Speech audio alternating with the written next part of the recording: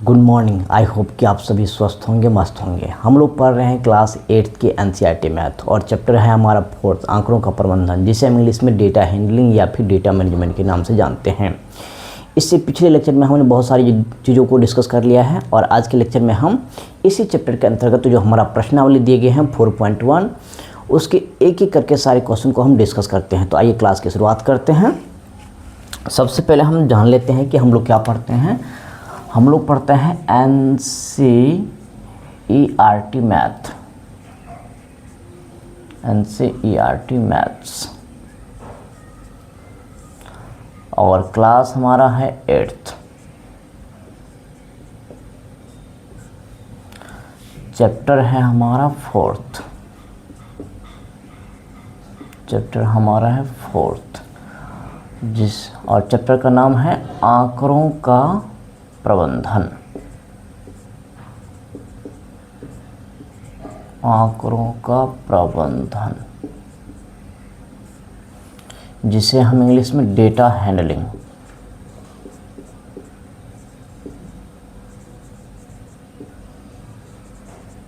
Data handling या फिर data management के नाम से जानते हैं। आप सभी के पास क्लास 8 की एनसीईआरटी की बुक होगी मैथ की। आप लोग अपने अपने बुक में देखिए कि चैप्टर 4th में जो प्रश्नावली है हमारा 4.1 इसके अंतर्गत क्या क्या दिया हुआ है, कितने क्वेश्चन हैं और क्वेश्चन को पढ़िए एक बार, आप लोग समझिए। तो देखिए हम लोग पढ़ रहे हैं प्रश्नावली 4.1। इसमें इस प्रश्नावली में टोटल जो है 1 से लेकर 5 तक क्वेश्चन दिया गया है और एक एक करके हम सारे क्वेश्चन को डिस्कस करेंगे। तो आइए हम पहला नंबर क्वेश्चन से शुरू करते हैं। तो हमारा आज का पहला नंबर क्वेश्चन है,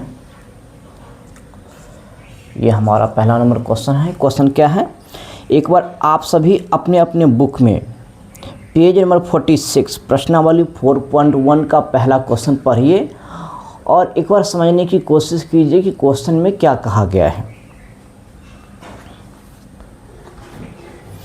चलिए देखिए, मैं आप लोगों को क्वेश्चन पढ़ के सुनाता हूँ। क्या कहा गया है कि किसी शहर के युवा व्यक्तियों के एक समूह का यह जानने के लिए एक सर्वे किया गया कि वे किस प्रकार का संगीत पसंद करते हैं। देखिए कहा गया है कि कोई एक शहर है जिसमें युवा व्यक्तियों का एक सर्वे किया गया है कि कितने युवा व्यक्तियों को किस प्रकार का संगीत पसंद है।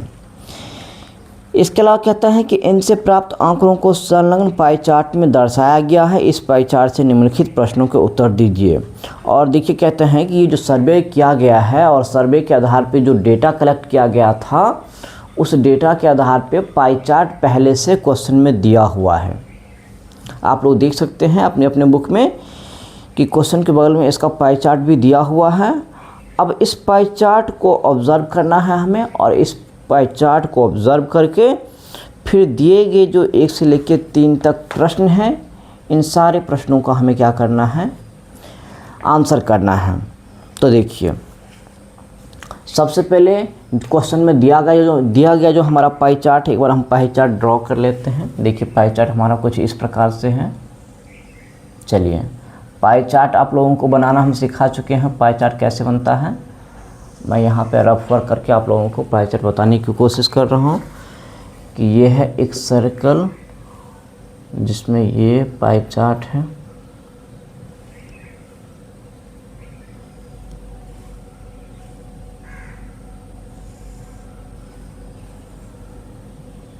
देखिए दिया गया है कि ये एक पाई चार्ट है जिसमें ये कितना है, ये है 20%, ये कितना है, ये है 40% और ये है 10% और ये है 30%। ये पाई चार्ट दिया गया है। ये किसका है, ये है लोक संगीत का। ये किसका है, मनोरंजक। आप लोग अपने अपने बुक में देखिए, समझने की कोशिश कीजिए। मनोरंजक।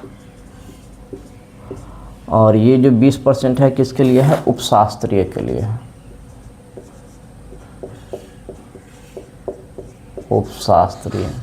और ये 10% किसके लिए है, शास्त्रीय के लिए। देखिए यही हमारा क्वेश्चन में पाई चार्ट दिया गया है और इस पाई चार्ट के आधार पर हमें क्या करना है, आंसर करना है। पाई चार्ट में दिया गया वैल्यू देख सकते हैं आप लोग कि मनोरंजक वाली जो है 40% है, उपशास्त्रीय वाली 20%, शास्त्रीय वाले 10% और लोकगीत वाले है कितने 30%। अब देखिए ये हमारा पाई चार्ट है। पाई चार्ट आप लोग देख लिए होंगे और देख रहे होंगे। अब देखिए इसमें पहला जो प्रश्न है उसको पढ़िए, क्या कह रहा है, यदि 20 व्यक्ति शास्त्रीय संगीत पसंद करते हैं तो कुल कितने युवा व्यक्तियों का सर्वे किया गया था। देखिए क्या कह रहा है कि यदि 20 व्यक्ति शास्त्रीय संगीत पसंद करते हैं, शास्त्रीय संगीत कह रहा है, क्वेश्चन को हम हल करते हैं। देखिए कह रहा है कि 20 व्यक्ति जो है क्या करता है, शास्त्रीय संगीत पसंद करता है। एक चीज़ बताइए कि शास्त्रीय संगीत पसंद करने वाले युवा व्यक्तियों की संख्या बराबर। देखिए एक चीज़ बताइए, सवाल में दिया हुआ है कि युवा शास्त्रीय संगीत, चलिए यहाँ एक चीज़ छूट गया है, संगीत, शास्त्रीय संगीत पसंद करने वाले युवा व्यक्तियों की संख्या क्वेश्चन में कितना दिया हुआ है। ये पहला का पहला प्रश्न है, दिया हुआ है कि कितना है 20। शास्त्रीय संगीत पसंद करने वाले युवा व्यक्तियों की संख्या सवाल में कितना दिया हुआ है 20। और जब हम इस पाई चार्ट को देखते हैं तो हमें पता चलता है कि शास्त्रीय संगीत पसंद करने वाले व्यक्तियों की संख्या प्रतिशत में कितना है, 10 है। यानी कि यहाँ जो शास्त्रीय संगीत पसंद करने वाले व्यक्तियों की संख्या 20 दिया हुआ है और यहाँ शास्त्रीय संगीत पसंद करने वाले युवा व्यक्तियों का प्रतिशत 10% है। यानी कि ये 10% इसी 20% के क्या होगा, इक्विवेलेंट, क्योंकि दोनों एक ही चीज़ का वैल्यू है, बस ये है संख्या में, ये है प्रतिशत में। यानी कि हम लिख सकते हैं प्रश्न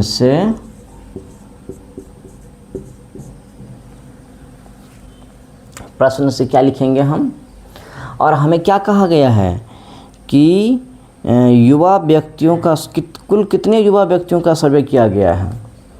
ये तो हमें पता है कि शास्त्रीय संगीत जो हमारा 10% है, इसमें जो संख्यात्मक मान दिया गया है शास्त्रीय संगीत पसंद करने वाले युवा व्यक्तियों की संख्या वो 20 है। लेकिन हमसे क्या पूछा गया है कि कुल कितने युवा व्यक्तियों का सर्वे किया गया है, कुल कितने युवा व्यक्तियों का सर्वे किया गया है। तो एक चीज़ बताइए कि हम देख पा रहे हैं कि ये शास्त्रीय संगीत प्रतिशत में 10 है, संख्या में 20 है, यानी कि दोनों वैल्यू क्या है, इसी 10% का वैल्यू ये क्या है 20 है। अब एक चीज़ बताइए, अगर 10% 20 है तो 1% हम बता सकते हैं कि नहीं, कितना होगा, 2 होगा कि नहीं होगा। अब एक चीज़ बताइए कि हमसे तो पूछा गया है कि कुल कितने युवा व्यक्तियों का सर्वे किया गया है, कुल कितने युवा व्यक्तियों, यानी कि ये कुल का मतलब क्या हुआ, सभी प्रकार के ये जो संगीत पसंद करने वाले सभी व्यक्ति हैं, तो उसमें टोटल कितने युवा व्यक्तियों का सर्वे किया गया है, यानी कि पूरे का हमें निकालना है। मनोरंजक, उपशास्त्रीय, शास्त्रीय और लोक सभी को मिला के हमें कुल व्यक्ति का जो सर्वे किया गया है उसकी संख्या बताना है। याद कीजिए, जब मैं आप लोगों को पाई चार्ट बनाना सिखा रहा था तो मैं क्या बताया था कि जब भी हम पाई चार्ट बनाने के लिए एक सर्कल ड्रॉ करते हैं तो ये कंप्लीट सर्कल को हम अपने आप में 100% मान के चलते हैं। और यहाँ पे तो हमें यही टोटल ये जो हमारा पाई चार्ट इसका पूरा जो है सर्वे किया गया व्यक्तियों की संख्या बताया गया है, यानी कि वो अपने आप में कितना होगा, 100% होगा। तो जब 1% 2 है तो 100% बराबर कितना होगा, 2 गुने 100, यानी कि कितना हो जाएगा 200 व्यक्ति। तो देखिए निकल के आ गया है। हमें क्या बताना था, सर्वे किया गया कुल युवा व्यक्तियों की संख्या बराबर कितना आ गया 200। यही हमारा इसका आंसर हो गया। अब आइए इसी का जो हमारा दूसरा प्रश्न दिया हुआ है उस दूसरा प्रश्न को हम समझते हैं। इसको हम यहाँ से हटा देते हैं।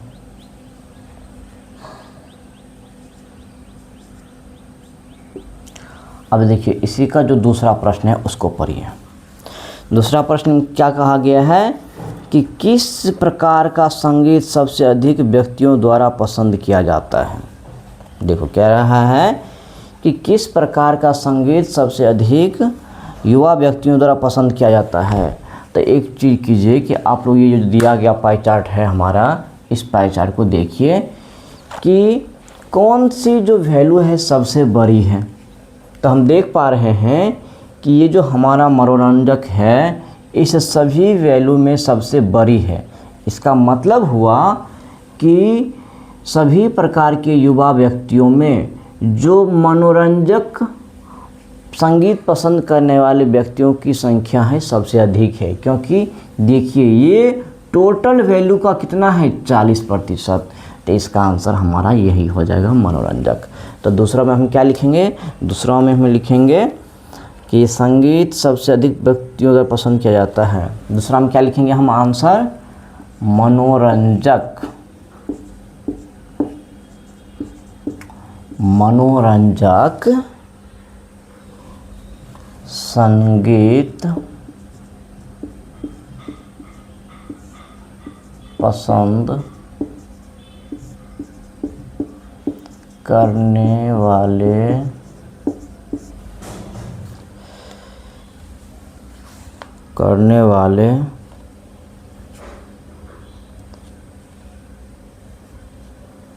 मनोरंजक संगीत पसंद करने वाले सबसे अधिक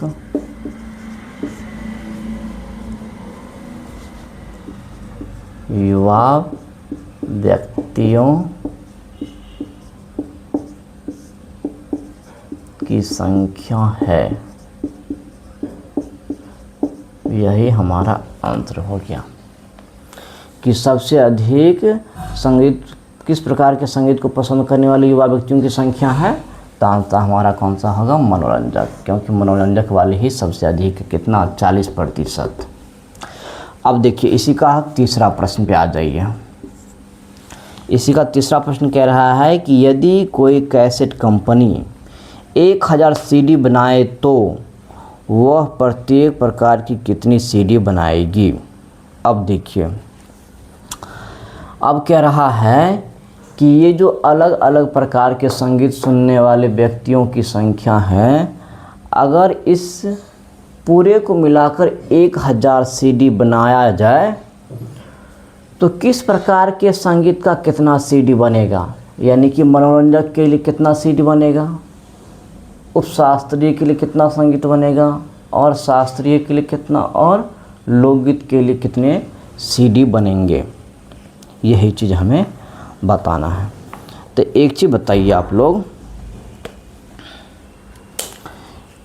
कि अगर इसको हम निकालेंगे तो ये बताइए ये जो हमारा कंप्लीट सर्कल है ये अपने आप में कितना होता है। तो आप कहेंगे 100%। और हमें ये जो हमारा दिया गया पाई चार्ट है इसमें जितने भी प्रकार के डेटा दिए गए हैं इस सभी को मिलाकर टोटल कितना सीडी बनाने के लिए कहा गया है 1000 सीडी। यानी कि वो 1000 सीडी जो है इस पूरे 100% क्या होंगे, इक्विवेलेंट होंगे। क्योंकि ये 100% जो है इसी कंप्लीट सर्कल का क्या है, वैल्यू है। और दिया गया जो सीडी की संख्या है वो भी इसी कंप्लीट सर्कल का टोटल सभी प्रकार के सीडीओं का कुल योग है। यानी कि दोनों ही वैल्यू आपस में क्या होंगे, इक्विवेलेंट। तो हम कह सकते हैं कि ये 100% ही क्या होगा 1000 के बराबर। तो एक चीज़ बताइए, 100% हमारा 1000 के बराबर होगा तो क्या हम 1% बराबर नहीं बता सकते हैं? तो आप लोग कहेंगे बता सकते हैं। कैसे? 1000 में हम क्या करेंगे, 100 से भाग देंगे तो 00 से 00 कट जाएगा, यानी कितना बच जाएगा, 10। अब देखिए हमें पता चल गया 1% का वैल्यू कितना, 10, यानी कि 1% जो है वो 10 CD को रिप्रेजेंट कर रहा है, 10 CD को रिप्रेजेंट कर रहा है। और टोटल हमें कितने प्रकार का CD बनाना है, एक मनोरंजक, उपशास्त्रीय, शास्त्रीय और लोक, यानी कि हमें टोटल तो 4 प्रकार के CD का निर्माण करना है। तो सबसे पहले देखिए, मान लीजिए कि हमें उपशास्त्रीय संगीत के CD की संख्या निकालना है, तो हम लिखेंगे कि शास्त्रीय, उपशास्त्रीय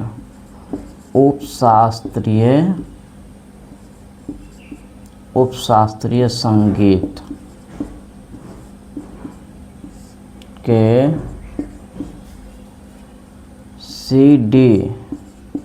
CD समझते होंगे आप लोग, CD की संख्या बराबर, ये कितना प्रतिशत है उपशास्त्रीय संगीत के CD? उपशास्त्रीय संगीत है कितना प्रतिशत, 20% है।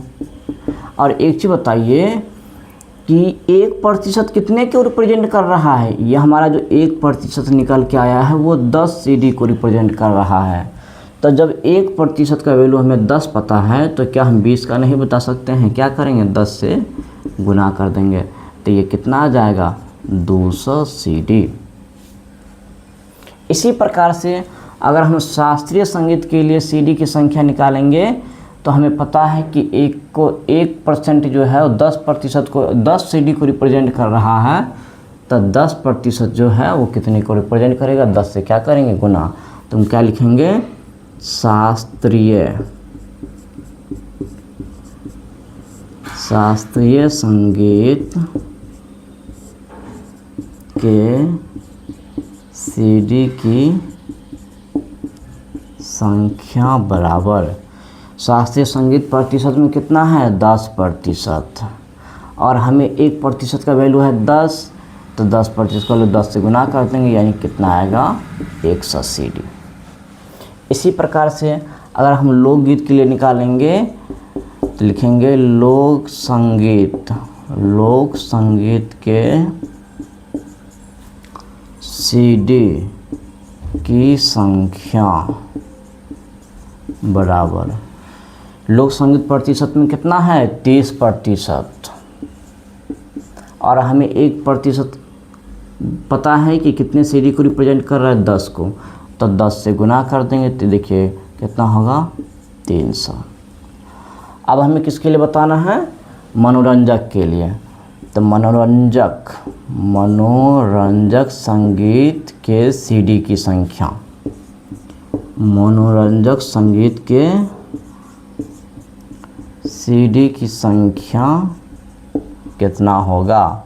तो देखिए मनोरंजक संगीत जो है वो प्रतिशत में कितने हैं, 40%, और हमें 1% का वैल्यू पता है, तो 40% को निकालने के लिए क्या करेंगे, 10 से गुना कर लेते हैं, तो देखिए कितना आ गया, 400। तो देखिए हमारा सभी प्रकार के CD की संख्या निकल के आ गया।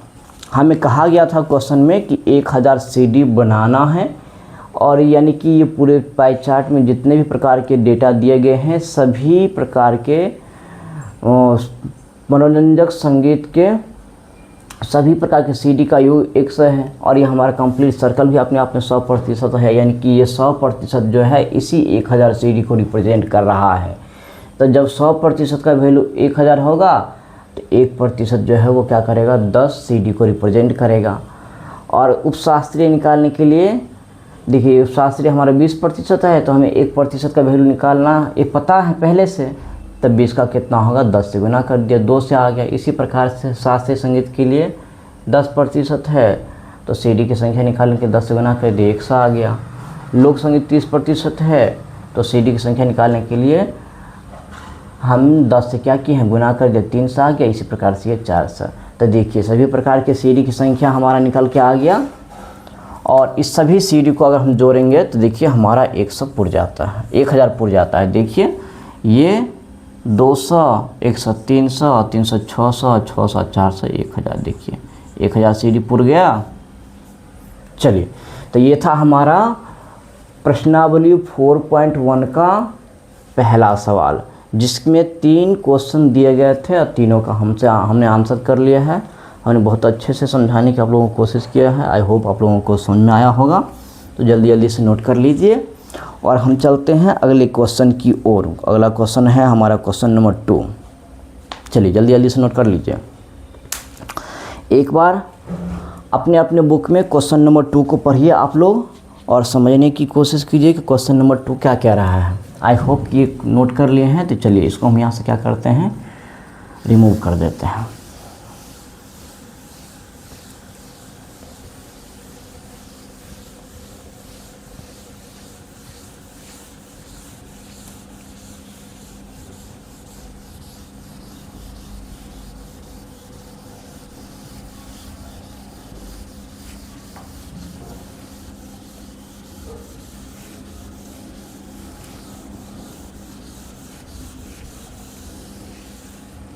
चलिए, आई होप आप लोग क्वेश्चन नंबर 2 पढ़ लिए होंगे। क्वेश्चन नंबर 2 में क्या कहा गया है कि 360 व्यक्तियों के एक समूह से 3 ऋतुओं वर्षा, सर्दी और गर्मी में से अपनी मनपसंद ऋतु के लिए मतदान करने को कहा गया। इनसे प्राप्त आंकड़ों को संलग्न चित्र में दर्शाया गया है। देखिए क्या कहा गया है कि 360 व्यक्तियों का एक समूह है जिसमें सर्वे किया गया है कि कितने लोगों को वर्षा का ऋतु पसंद है, कितने लोगों को सर्दी ऋतु पसंद है और कितने लोगों को गर्मी का ऋतु पसंद है। सर्वे के आधार पर डेटा दिया गया है कि जब 360 व्यक्तियों का सर्वे किया गया है तो इसमें जो है ग्रीष्म ऋतु पसंद करने वाले व्यक्तियों की संख्या कितना आया है, मतों की संख्या कितना आया है, 90। वर्षा ऋतु को पसंद करने वाले व्यक्तियों के मतों की संख्या 120 और शीत के लिए 150। ये हमारी डेटा है।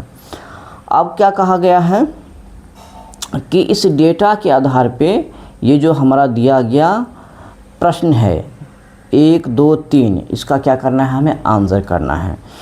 तो देखिए दूसरा का पहला क्वेश्चन क्या कहा गया है कि किस ऋतु को सबसे अधिक मत मिले। डेटा दिया गया है, डेटा को देखना है, डेटा के आधार पर आंसर करना है। जिसमें पहला प्रश्न है किस ऋतु को सबसे अधिक मत मिले हैं। तो जब हम डेटा को देखते हैं तो हमें पता चलता है कि सबसे अधिक मत किस ऋतु को मिला है। तो आप लोग कहेंगे कि शीत ऋतु को, क्योंकि शीत ऋतु के लिए मतों की संख्या कितना है, 150। तो इसका आंसर हो जाएगा हमारा शीत ऋतु। दूसरा सवाल कह रहा है कि प्रत्येक त्रिज्यखंड का केंद्रीय कोण ज्ञात कीजिए। अब सभी के लिए हमें केंद्रीय कोण निकालना है। केंद्रीय कोण याद होगा आप लोगों को, हम पाई चार्ट जब बनाना सिखा रहे थे आप लोगों को तो उसमें बताए थे कि केंद्रीय कोण क्या होता है और कैसे निकालते हैं। इसके अलावा कहते हैं कि इस सूचना को दर्शाने के लिए एक पाई चार्ट खींचिए। अब हमें कहा गया है कि इसको पाई चार्ट के द्वारा भी खींचना है। तो सबसे पहले देखिए हम डेटा लिख लेते हैं कि डेटा हमारा क्या है। ये हमारा क्वेश्चन नंबर 2 है और डेटा क्या दिया गया है कि ये दिया गया है कि ये है ऋतु, ये है ऋतु और ये है मतों की संख्या। मत समझते हैं आप लोग, जिसको वोटिंग कहते हैं। आप लोग तो वोटिंग अभी नहीं डालते होंगे। ये है मतों की संख्या, कौन से ऋतु को कितने लोग पसंद करते हैं। तो देखिए ग्रीष्म ऋतु पसंद करने वाले में मतों की संख्या है 90। इसी प्रकार से वर्षा ऋतु को पसंद करने वाले में मतों की संख्या 120 है। और फिर क्या है, शीत ऋतु को पसंद करने वाले में मतों की संख्या कितना है, 150। ये हमारी क्या है, डेटा है। अब इस डेटा के आधार पर हमें क्या करना है, आंसर करना है। आप लोग भी अपने अपने बुक में देखिए एक बार डेटा को और ध्यान से ऑब्ज़र्व कीजिए कि डेटा में क्या कहा गया। देखिए ये हमारी डेटा है और इस डेटा के आधार पे हमें क्या करना है, आंसर करना है। देखिए जिसमें पहला प्रश्न क्या है, पहला प्रश्न पढ़िए। ये इसी दूसरा का पहला प्रश्न है। क्या कहा है कि किस ऋतु को सबसे अधिक मत मिले, किस ऋतु को सबसे अधिक मत मिला हुआ है। आप लोग टेबल को देखिए, ये जो हमारा दिया गया डेटा है, ये डेटा में देखिए कह रहा है कि किस प्रकार के ऋतु को सबसे अधिक मत मिला है। तो हम देख रहे हैं कि ग्रीष्म ऋतु के लिए 90 मत मिला है, वर्षा के लिए 120 मत मिला हुआ है और शीत ऋतु के लिए 150 मत मिला हुआ है। तो हमें तो सबसे अधिक वाला बताना है, तो सबसे अधिक तो हमारा शीत के लिए है 150, तो यही हमारा आंसर होगा शीत ऋतु। तो हम क्या लिखेंगे कि शीत ऋतु के लिए सबसे अधिक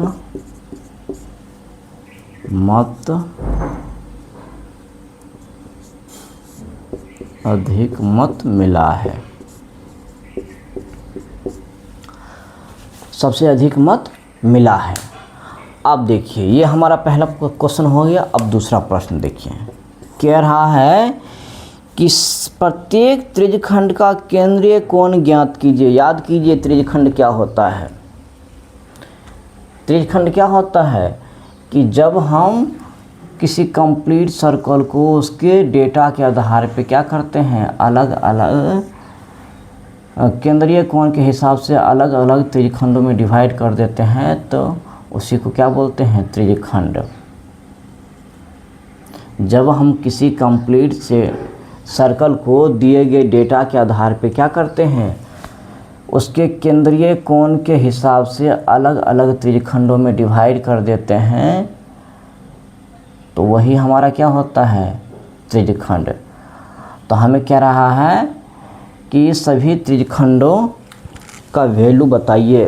तो देखिए हमारा डेटा ये दिया गया, जो डेटा में जो है वो 3 प्रकार की डेटा दिया गया है, एक ग्रीष्म के लिए, वर्षा के लिए, शीत के लिए, यानी कि जितने प्रकार के संख्यात्मक जितने संख्यात्मक मान हैं उतने ही त्रिज्यखंड बनेंगे। तो देखिए दिया गया डेटा में हमारा जो नंबर है वो कितना है, 1 2 3, तो यानी कि इसमें त्रिज्यखंड भी कितने बनने वाले हैं, 3 बनने वाले हैं। तो सभी के लिए हमें क्या निकालना है, त्रिज्यखंड। त्रिज्यखंड कैसे निकालते हैं, याद कीजिए आप लोग। त्रिज्यखंड निकालने के लिए हम क्या बताए थे कि डेटा की जो दिया गया हमारा डेटा होता है, इस डेटा को हम क्या करते हैं, पहले फ्रैक्शन में लिखते हैं, यानी कि भिन्न के रूप में लिखते हैं, और उसके बाद त्रिज्यखंड निकालने के लिए 360 डिग्री से क्या करते हैं, गुना करते हैं। याद कीजिए आप लोग। तो एक चीज़ बताइए, ये तो हमारा अलग अलग वैल्यू दिया हुआ है, लेकिन इसको जब हम ऐड करेंगे तो ये कुल वैल्यू कितना आएगा बताइए। तो आप लोग कहेंगे कि बुक में तो दिया गया है कि टोटल जो है 90, 120, 150, जिसको इसको ऐड करेंगे तो ये कितना आएगा, 360। यानी कि सर्वे में 360 व्यक्ति, ये जो सर्वे किया गया है कितने व्यक्तियों का किया गया है, 360 व्यक्ति। यानी कि इसी 360 व्यक्ति में से 90 व्यक्ति जो है ग्रीष्म को मत किया है, इसी 360 में से 120 आदमी जो है वर्षा के लिए मत किया है, और इसी 360 में से 150 लोग जो हैं वो शीत के लिए मत किया है। तो जब हम ग्रीष्म के लिए केंद्रीय कोण निकालेंगे तो क्या लिखेंगे, ये जो हमारा पार्ट वैल्यू है उसको ऊपर लिखते हैं और जो टोटल वैल्यू होता है उसको नीचे लिखते हैं। भिन्न के रूप में ऐसे ही लिखते हैं ना। जैसे मान लीजिए कि आप लोग परीक्षा दिए 25 नंबर का, अब मान लीजिए किसी को आ गया कितना, 10 नंबर, तो हम इसको मार्किंग जब करेंगे तो क्या लिखेंगे, 10/25, है कि नहीं। मान लीजिए कोई बच्चा है और 25 नंबर का परीक्षा में वो जो है 15 नंबर लाया है, तो जब इसको हम इसकी कॉपी पे मार्किंग करेंगे तो क्या लिखेंगे, जितना नंबर आया है उसको ऊपर लिखेंगे, जो टोटल नंबर का परीक्षा होगा वो क्या लिखेंगे, उसको हम नीचे लिखेंगे। तो क्या लिखेंगे, 15/25। तो वैसे ही टोटल जो है सर्वे में शामिल व्यक्ति कितना है, 360, और 360 में से 90 व्यक्ति ग्रीष्म को मत किया है। तो जब इसको हम फ्रैक्शन में क्या लिखेंगे, 90/360। तो चलिए हम लिखते हैं, चलिए इसको हम यहाँ से क्या करते हैं, हटा देते हैं। ये सब तो रफ वर्क है समझाने के लिए। अब देखिए हम क्या लिखेंगे, ग्रीष्म, ये हमारा पहला क्या है, ग्रीष्म के लिए या फिर ऐसे लिखते हैं, देखिए क्या लिखेंगे, केंद्रीय कोण। केंद्रीय कोण को इंग्लिश में क्या कहते हैं, याद कीजिए आप लोग याद पढ़ के नहीं आते हैं। केंद्रीय कोण को बोलते हैं सेंट्रल एंगल। केंद्रीय कोण किसके लिए, ग्रीष्म के लिए, तो हम ब्रैकेट में लिख देते हैं ग्रीष्म। जब ये ग्रीष्म के लिए मत कितना किया गया है, 90, कितना में से, 360 में से, तो बट्टे 360। और केंद्रीय कोण निकालने के लिए हम क्या करते हैं, 360 डिग्री से गुना करते हैं, याद रखना है 360 डिग्री से गुना कर देना है। तो देखिए 360 से एक दोनों कट गया तो हमारा कितना बच गया, 90 डिग्री। 90 डिग्री बन गया है।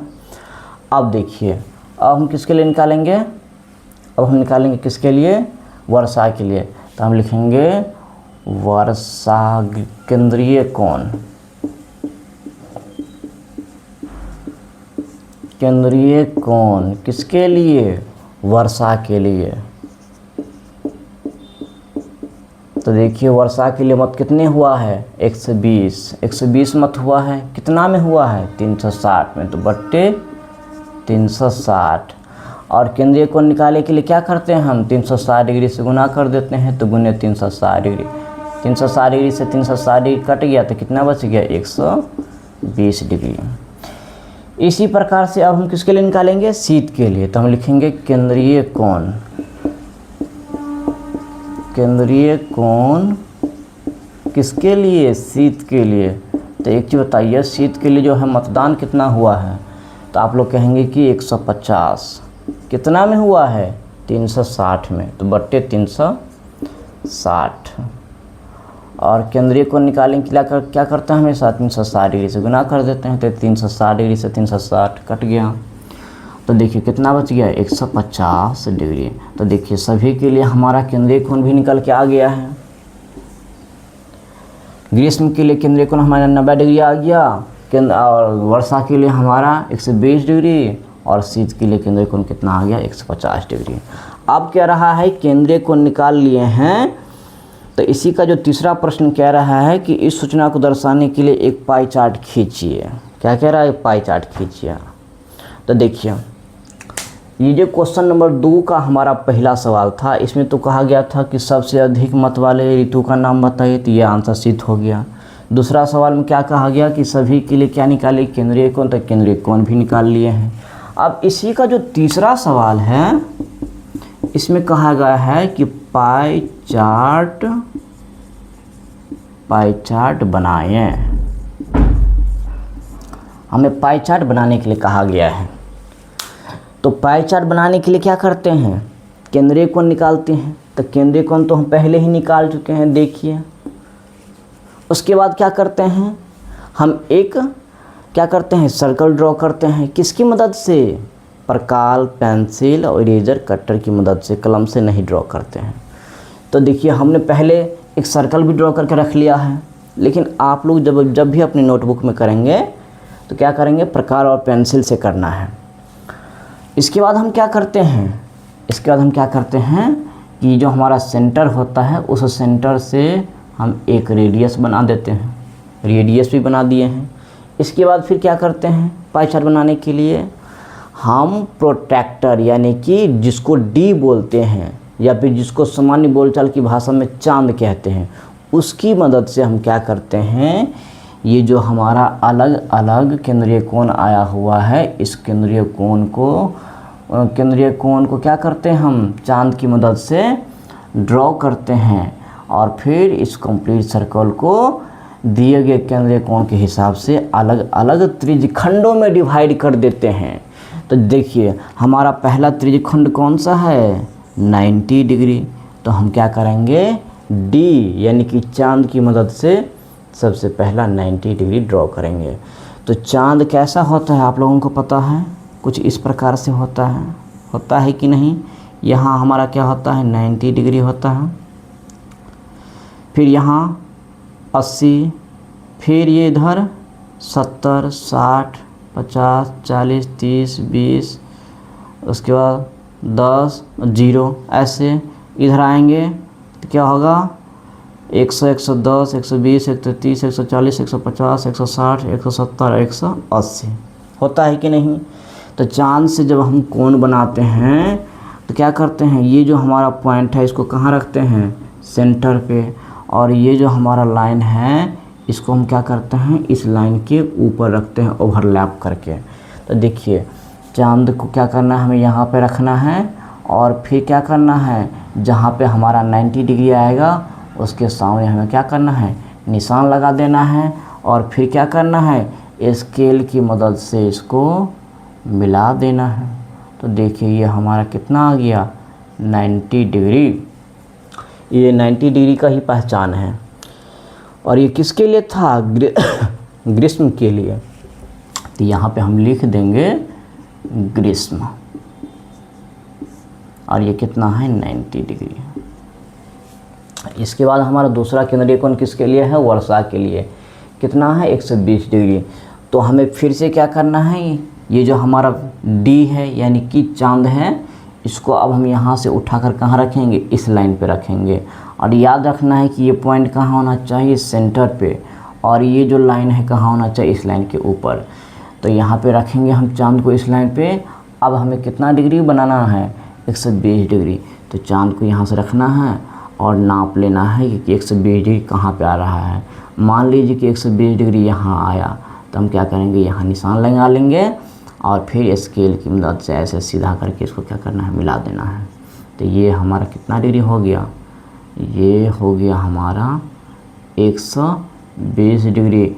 याद रखिएगा, आप लोगों को हाथ से नहीं करना है, ये तो हमारा बोर्ड है इसलिए हम हाथ से करके आप लोगों को बता रहे हैं। लेकिन आप लोगों को पाई चार्ट बनाने के लिए जितने भी स्टेप करने हैं वो सारे के सारे क्या करना है, पेंसिल से और स्केल की मदद से करना है। ये देखिए तो 120 डिग्री ये किसके लिए है, वर्षा के लिए। तो हम यहाँ बाहर में लिख देते हैं किसके लिए है, ये वर्षा के लिए है। इसके बाद देखिए फिर से हमारा केंद्रीय कोण किसके लिए है, शीत के लिए। कितना है, 150 डिग्री। तो देखिए अब हमें फिर से 150 डिग्री क्या ड्रॉ करने की ज़रूरत है, नहीं। क्यों, क्योंकि मैंने याद कीजिए जब हम पाई चार्ट पढ़ रहे थे तो मैंने आपको बताया था कि जब हम सारे केंद्रीय कोण ड्रॉ कर लेते हैं सर्कल के अंदर, तो अंतिम वाला जो हमारा केंद्रीय कोण होता है उसको ड्रॉ करने की हमें ज़रूरत नहीं है, क्योंकि बचा हुआ हिस्सा जो है वो ऑटोमेटिक हो जाता है जितना हमारा लास्ट वाला एंगल रहता है। तो ये देखिए दो कोण हमने ड्रॉ कर लिया है, और तीसरा वाला जो एंगल हमारा 150 डिग्री है, ये पूरा बचा हुआ हिस्सा ऑटोमेटिक हो जाएगा 150 डिग्री। हमें ये बनाने की ज़रूरत नहीं है। फिर भी अगर आप लोगों को संतुष्टि नहीं हो तो संतुष्टि के लिए आप लोग चांद की मदद से इसको नाप के चेक कर लीजिएगा, वो कितना होगा, 150 डिग्री ही होगा। तो देखिए ये हमारा किसके लिए, ये हमारा है शीत के लिए। तो देखिए इस प्रकार से हमारा पाई चार्ट भी बन के रेडी हो गया। तो देखिए ये हमारा क्वेश्चन नंबर 2 था, ये हमारा डेटा था। डेटा के आधार पे हमें इस तीनों प्रश्न का आंसर करना था, जिसमें पहले में बताना था पहला क्वेश्चन में कि सबसे अधिक मत वाले इस ऋतु का नाम, तो क्या आया था, शीत। दूसरे क्वेश्चन में हमें सभी के लिए केंद्रीय कोण निकालने के लिए कहा गया, तो सभी के लिए हमने केंद्रीय कोण निकाल लिया। और तीसरे में हमें कहा गया था पाई चार्ट बनाने के लिए। तो देखिए पाई चार्ट के लिए हम क्या करते हैं, सबसे पहले एक सर्कल ड्रॉ करते हैं, उसके बाद केंद्रीय कोण के हिसाब से क्या करते हैं, इस कंप्लीट सर्कल को अलग अलग त्रिज्यखंडों में डिवाइड करते हैं। तो देखिए केंद्रीय कोण तो हम पहले ही निकाल चुके थे, तो हमने क्या किया है, इस एंगल के आधार पे इस कंप्लीट सर्कल को अलग अलग त्रिज्यखंडों में डिवाइड कर दिया है। और त्रिज्यखंडों में डिवाइड करने के लिए क्या करते हैं, ये जो केंद्रीय कोण होता है इसको चांद की मदद से क्या करते हैं, हम ड्रॉ कर देते हैं। तो हमारा जो कंप्लीट सर्कल होता है वो अपने केंद्रीय कोण के हिसाब से अलग अलग त्रिज्यखंडों में विभक्त हो जाता है। जो वैल्यू जितनी बड़ी उसके त्रिज्यखंड की साइज उतनी बड़ी। ये वैल्यू हमारी सबसे छोटी थी तो त्रिज्यखंड भी छोटी, ये वैल्यू हमारी सबसे बड़ी है तो त्रिज्यखंड भी सबसे बड़ी। तो ये हमारा था क्वेश्चन नंबर 2 प्रश्नावली 4.1 का। तो आई होप ये क्वेश्चन नंबर 2 आप लोगों को समझ में आ गया है। जल्दी जल्दी से नोट कर लीजिए। तो हम चलते हैं अगले प्रश्न की ओर। अगला प्रश्न हमारा है कौन सा, क्वेश्चन नंबर 3। वीडियो को पॉज कीजिए, नोट कीजिए और जो हमारा नेक्स्ट क्वेश्चन है क्वेश्चन नंबर 3, उसको एक बार आप लोग पढ़िए और समझने की कोशिश कीजिए। आई होप कि आप लोग नोट कर लिए हैं ये सवाल। तो हम क्या करते हैं, इसको यहाँ से हटा देते हैं।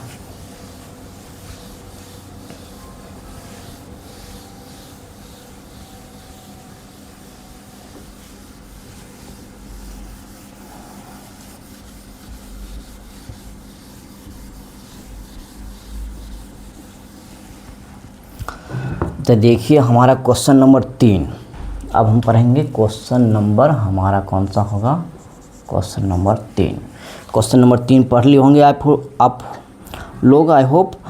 निम्नलिखित सूचनाओं को दर्शाने वाला एक पाई चार्ट खींचिए। यह सारे व्यक्तियों के एक समूह द्वारा पसंद किए जाने वाले रंगों को दर्शाती है। देखिए एक डेटा दिया गया है और डेटा किस चीज़ का है, कह रहा है कि कुछ व्यक्तियों का सर्वे किया गया है।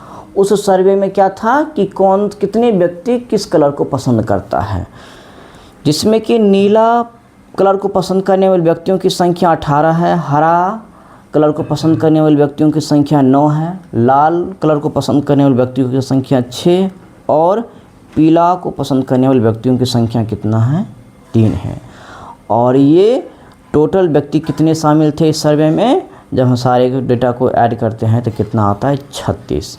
अब हमें कह रहा है कि पाई चार्ट बनाइए। तो देखिए हमारा डेटा क्या है, सबसे पहले हम डेटा लिख लेते हैं। यहाँ हमारा डेटा दिया गया है, ये है रंग और उसके बाद क्या है, व्यक्तियों की संख्या, व्यक्तियों की संख्या। देखिए कौन कौन सा कलर है, नीला कलर है, नीला को इंग्लिश में क्या कहते हैं याद कीजिए आप लोग। उसके बाद फिर क्या है, हरा, नीला को ब्लू कहते हैं। उसके बाद हरा के बाद क्या है, लाल के बाद फिर क्या है, पीला। ये 4 कलर है। नीला को पसंद करने वाले व्यक्तियों की संख्या कितना है, 18। इसके बाद हरा को पसंद करने वाले व्यक्तियों की संख्या कितना है, 9 और लाल को पसंद करने वाले 6 और पीला को पसंद करने वाले व्यक्तियों की संख्या कितना है, 3। और सभी को जब हम ऐड कर लेंगे तो ये टोटल वैल्यू कितने आएगा, दिया हुआ है डेटा में, देखिए कितना है, 36। ये हमारी डेटा है। देखिए मार्कर चेंज कर लेते हैं। चलिए मार्कर चेंज कर लेते हैं।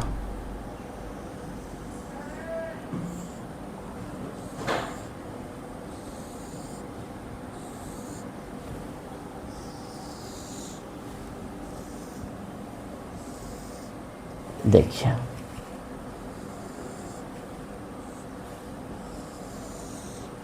ये हमारी डेटा है। डेटा क्या है कि कुछ व्यक्तियों का सर्वे किया गया है कि कौन से लोग कौन से कलर को पसंद करता है। तो नीला कलर को पसंद करने वाले व्यक्तियों की संख्या 18 है, हरा वाले 9, लाल वाले 6 व्यक्ति और पीला वाले 3 व्यक्ति। सभी व्यक्तियों की संख्या मिलाकर कितना है, 36 व्यक्ति। ये हमारी डेटा है। इस डेटा के आधार पर हमें क्या करना है, पाई चार्ट तैयार करना है। तो याद कीजिए पाई चार्ट बनाने के लिए सबसे पहला स्टेप क्या होता है, सबसे पहला स्टेप होता है कि दिए गए डेटा के हिसाब से हम क्या निकालते हैं, केंद्रीय कोण। केंद्रीय कोण कैसे निकालते हैं, जो हमारा वैल्यू होता है और जो हमारा टोटल वैल्यू होता है उसको हम पहले करते हैं फ्रैक्शन में लिखते हैं और 360 डिग्री से हम गुना कर देते हैं। और उसके बाद क्या करते हैं, एक हम कंप्लीट सर्कल ड्रॉ करते हैं और उस सर्कल को हमारा केंद्रीय कोण के हिसाब से क्या करते हैं, अलग अलग त्रिखंडों में डिवाइड कर लेते हैं चांद की मदद से। तो वही हमारा पाई चार्ट बन के रेडी हो जाता है। तो चलिए सबसे पहले इस डेटा के आधार पे हम क्या करते हैं, पाई चार्ट केंद्रीय कोण निकालते हैं। तो केंद्रीय कोण हम निकालेंगे तो क्या लिखेंगे, केंद्रीय कोण। केंद्रीय कोण को याद कीजिए इंग्लिश में क्या कहते हैं, मैं बता चुका हूँ, आप लोग याद नहीं रखे हैं। केंद्रीय कोण को इंग्लिश में बोलते हैं सेंट्रल एंगल। केंद्रीय कोण किसके लिए हम केंद्रीय कोण निकालेंगे, सबसे पहले नीला कलर के लिए। तो ब्रैकेट में हम लिख देते हैं नीला। अब देखिए इसको हम लिखेंगे फ्रैक्शन में। फ्रैक्शन में क्या लिखेंगे कि ये नीला कलर को पसंद करने वाले व्यक्ति की संख्या कितना है? 18। कितने व्यक्तियों में? यानी कि 36 व्यक्तियों में 18 व्यक्ति जो है नीला पसंद करता है। तो हम क्या लिखेंगे? 18/36। इसका मतलब क्या हुआ कि 36 व्यक्तियों में 18 व्यक्ति जो है वो नीला कलर को पसंद करता है। यही ना हुआ फ्रैक्शन में लिखना। इसके बाद केंद्रीय कोण निकालने के लिए क्या करते हैं? 360 डिग्री से हम गुना कर देते हैं। चलिए गुना कर देते हैं, इसको काटेंगे। देखिए 36 एकम 36, ये 0 हमारा बचा हुआ है, तो यानी कि ये कितना आ गया? ये आ गया 180 डिग्री, आ गया 180 डिग्री। इसी प्रकार से हम किसके लिए निकालेंगे? लाल के लिए, सॉरी लाल के लिए नहीं, हरा के लिए। तो हम लिखेंगे केंद्रीय कोण।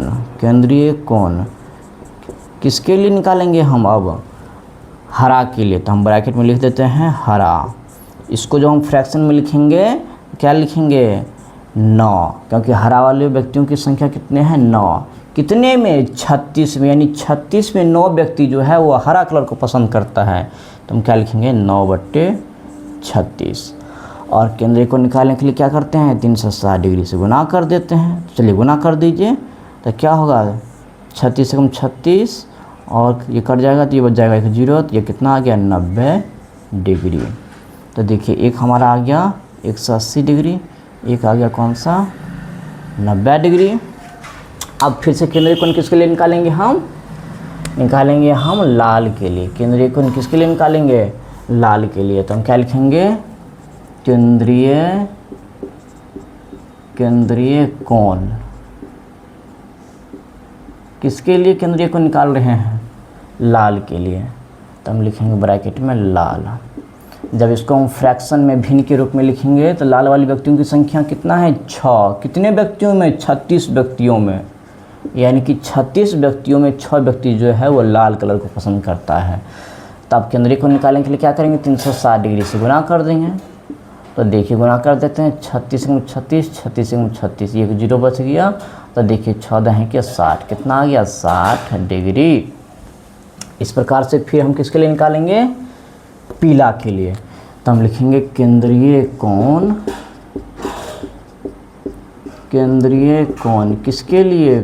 पीला के लिए। तो पीला के लिए केंद्रीय कोण निकालेंगे हम।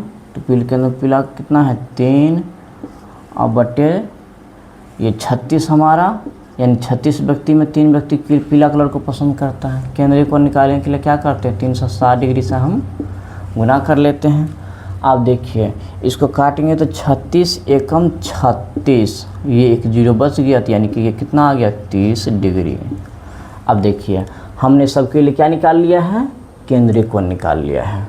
केंद्रीय कोण निकालने के बाद पाई चार्ट बनाने के लिए हम क्या करते हैं? सबसे पहले पेंसिल और प्रकार की मदद से एक सर्कल ड्रॉ करते हैं। तो चलिए सबसे पहले हम क्या करते हैं? एक सर्कल ड्रॉ करते हैं। आप लोग भी अपनी अपनी नोटबुक में ड्रॉ कीजिए, पेंसिल और प्रकार की मदद से, कलम से नहीं करना है। ये तो हमारा बोर्ड है इसलिए हम कलम से कर रहे हैं। अब देखिए हमने सर्कल ड्रॉ कर लिया है। याद रखिएगा कि सर्कल किसी भी साइज़ का चल सकता है, छोटा बड़ा साइज कोई फिक्स नहीं है। तो ये हमारा सर्कल ड्रॉ हो गया है। ये हमारा क्या है? ये हमारा तो सेंटर है। सेंटर से हम क्या करेंगे? एक रेडियस खींच लेंगे ऐसे स्केल की मदद से। उसके बाद हम क्या करेंगे? प्रोटेक्टर यूज का इस्तेमाल करते हैं। प्रोटेक्टर जानते हैं, जिसको हम लोग डी भी कहते हैं या फिर जिसको हम चांद भी कहते हैं। ये जो पॉइंट है, इस पॉइंट, ये हमारा चांद है।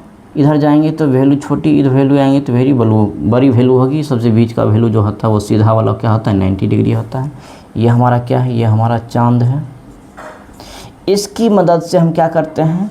ये जो हम केंद्रीय को निकाले हैं अलग अलग, इसमें क्या करते हैं? हम ड्रॉ कर लेते हैं।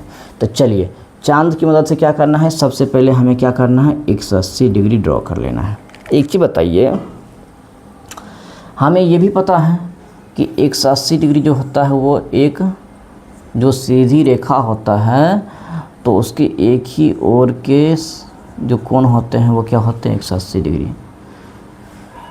तो देखिए ये जो हम रेडियस ड्रॉ किए हुए हैं, अगर इसी रेडियस को हम स्केल की मदद से सीधा ऐसे मिला दें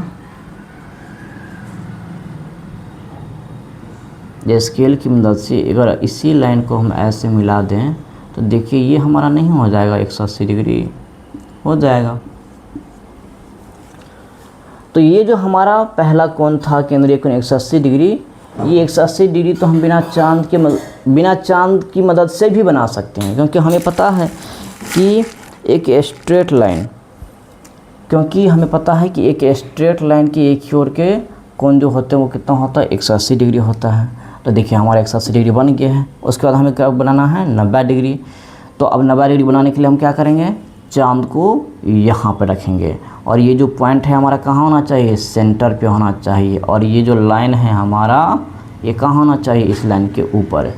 तो जब हम रखेंगे तो देखिए ये हमारा मान लीजिए कि 90 डिग्री यहाँ आ रहा है, तो यहाँ क्या करेंगे हम निशान लगा लेंगे और स्केल की मदद से क्या करेंगे, इसको ऐसे सीधा करके मिलान कर लेंगे।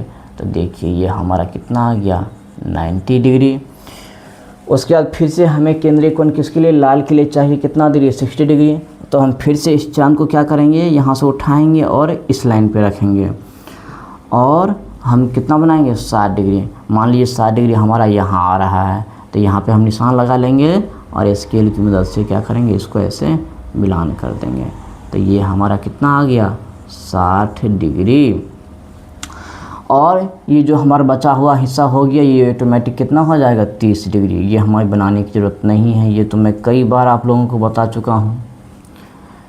लास्ट में जो हमारा त्रिज्यखंड बच जाता है वो ऑटोमेटिक हमारा बचा हुआ लास्ट वाला केंद्रीय कोण हो जाता है, तो हमें बनाने की ज़रूरत नहीं होती है। अब हम क्या करते हैं, लिख लेते हैं। ये जो 180 डिग्री है ये किसके लिए है, नीला के लिए। तो हम लिख लेते हैं नीला। उसके बाद ये जो है हमारा 90 डिग्री ये किसके लिए है, हरा के लिए है। उसके बाद ये जो हमारा 60 डिग्री है ये किसके लिए है, लाल के लिए। तो हम लिख देते हैं लाल। उसके बाद फिर ये 30 डिग्री किसके लिए है, हमारा पीला के लिए। तो हम लिख देते हैं पीला। अब देखिए इस प्रकार से हमारा ये जो पाई चार्ट बन के रेडी हो गया। चलिए इसको हम यहाँ से हटा देते हैं, ये तो हम समझाने के लिए ऐसे ही लिख रखे थे। तो देखिए जो हमारा डेटा गया था और डेटा के आधार पे हमें जो पाई चार्ट बनाने को कहा गया था, तो देखिए ये हमारा पाई चार्ट बन के रेडी हो गया है। तो ये हमारी डेटा था। डेटा के आधार पर हमने सबसे पहले क्या किया कि सबका अलग अलग केंद्रीय कोण निकाल लिया और केंद्रीय कोण निकालने के बाद हमने एक कंप्लीट सर्कल ड्रॉ कर लिया और सर्कल को क्या किए हम इस केंद्रीय कोण के हिसाब से अलग अलग त्रिज्यखंडों में डिवाइड कर दिया है। तो इसके लिए हम क्या करते हैं, डी यानी कि चांद की मदद से ये जो हमारा अलग अलग केंद्रीय कोण आया हुआ है वो हम क्या करते हैं पूरे सर्कल में ड्रॉ कर लेते हैं। तो हमारा ये सर्कल स्वतः जो है अपने आप ही केंद्रीय कोण के हिसाब से अलग अलग त्रिज्यखंडों में डिवाइड हो जाता है। जो वैल्यू जितनी बड़ी उसकी त्रिज्यखंड की साइज उतनी ही बड़ी, जो वैल्यू जितनी छोटी उसकी त्रिज्यखंड की साइज उतनी ही छोटी। और इस प्रकार से हमारा पाई चार्ट बन के रेडी हो गया है। तो देखिए ये जो हमारा पाई चार्ट है इसमें ये हमारा वैल्यू जो है वो डिग्री में है, इसको हम प्रतिशत में भी कन्वर्ट कर सकते हैं। याद कीजिए इससे पिछला लेक्चर में मैंने बताया हुआ है कि जब कोई पाई चार्ट में दिया गया वैल्यू डिग्री में रहेगा तो उसको हम प्रतिशत में कैसे कन्वर्ट करते हैं और प्रतिशत में दिया रहा है वैल्यू तो उसको हम डिग्री में कैसे कन्वर्ट करते हैं, ये हम पिछले लेक्चर में डिस्कस कर चुके हैं। तो जिन बच्चों को डिग्री वाले वैल्यू को परसेंटेज में या परसेंटेज वाले वैल्यू को डिग्री में कन्वर्ट करने नहीं आता है तो पिछला लेक्चर जाके देखिए, वहाँ पर मैंने बहुत अच्छे से एक्सप्लेन करके समझाया हुआ है। तो देखिए अभी तक इस लेक्चर में अभी तक हमने क्या क्या देख लिया है। ये जो हमारा प्रश्नावली 4.1 के अंतर्गत जो क्वेश्चन था तो हमने 1 से लेकर 3 तक क्वेश्चन डिस्कस कर लिया है।